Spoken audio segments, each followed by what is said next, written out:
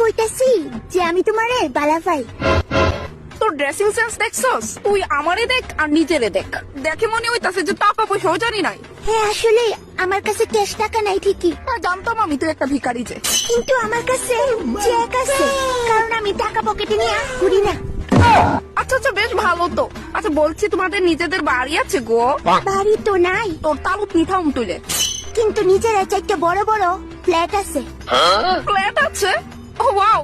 আচ্ছা বলছি, তোমার কি অরেঞ্জ কালারের ছাপড়ি বাইক আছে, যার পিছনে বসে আমি তোমার সাথে লং ড্রাইভে যাব?